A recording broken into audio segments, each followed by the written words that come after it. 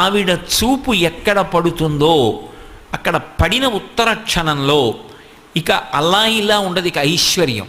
అది ఉత్సాహం కానివ్వండి, సంతోషం కానివ్వండి, పూనిక కానివ్వండి, అక్కడ ఉండేటటువంటి సంపద కానివ్వండి, అవన్నీ కూడా అంత పుష్కళత్వాన్ని పొందుతాయి, అంత సంతోషంగా ఉంటుంది.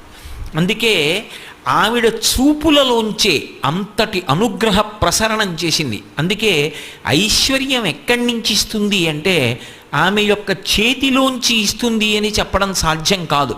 అందుకే లక్ష్మీ కటాక్షము అంటూ ఉంటారు.